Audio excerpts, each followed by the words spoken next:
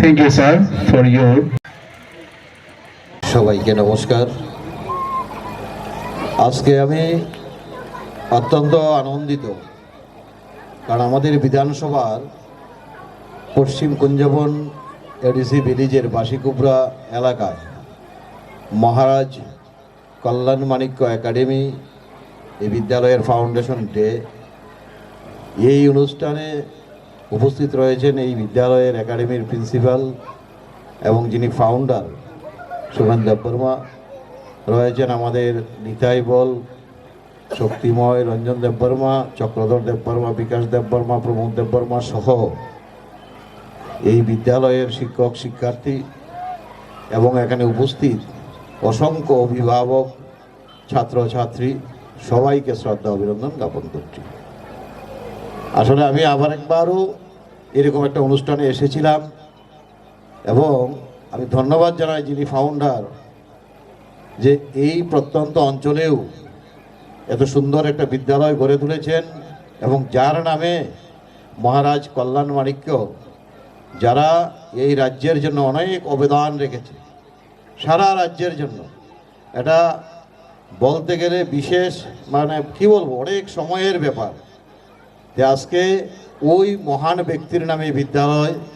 এবং আমরাও চেষ্টা করছি এবং বিগত দিনও বলেছিল একটা বাউন্ডারির কথা, আমরা সেটা করেছি, কিন্তু আমি চাইছি এসেই এখানে বলার চেষ্টা করেছি এই বিদ্যালয় সরকারের সঙ্গে যোগাযোগ রেখে, কারণ এখানে অনেক ছাত্রছাত্রী থেকে, তার মানে কি হোস্টেলের থেকে পড়াশোনা করে, তার মানে এই বিদ্যালয়ের যে ক্লাসরুম বা হোস্টেলগুলো রয়েছে সেটা স্বাভাবিকভাবেই ভালো পজিশনে নেই।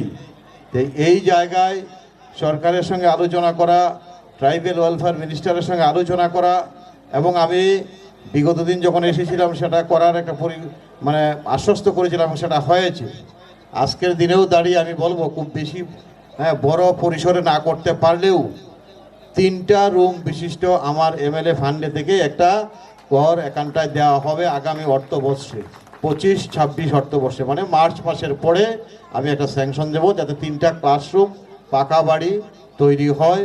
কারণ আমরা আমাদের বিধায়ক ফান্ডটা সীমিত সংখ্যার মধ্যে থাকে, সেই জায়গা থেকে বড় বিল্ডিং করা সম্ভব হয় না।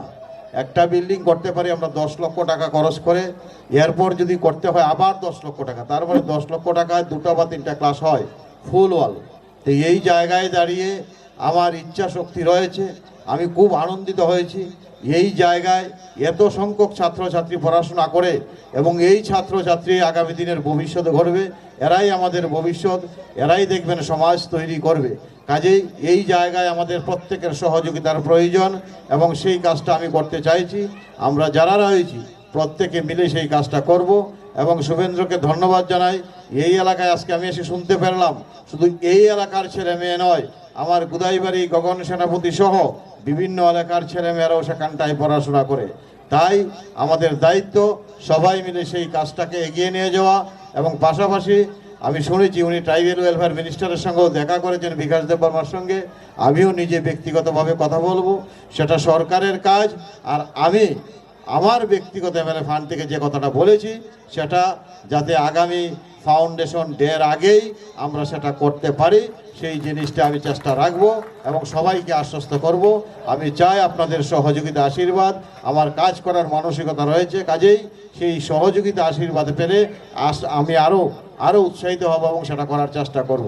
তাই সার্বিকভাবে আজকে যাতে ফাউন্ডেশন ডে এই অনুষ্ঠানটার মধ্যে কালচারাল প্রোগ্রাম রয়েছে, আমরা সকলে মিলে উপভোগ করব এবং সুন্দরভাবে উপভোগ করব, এবং এই স্কুলের যাতে দিন দিন বৃদ্ধি পায় সেদিকে আমরা এগিয়ে যাব, এই আশা বিশ্বাস রেখে সবাইকে শ্রদ্ধা অভিনন্দন জানিয়ে আমি আমার সংক্ষিপ্ত আলোচনা এখানেই শেষ করছি। সবাইকে নমস্কার, ধন্যবাদ।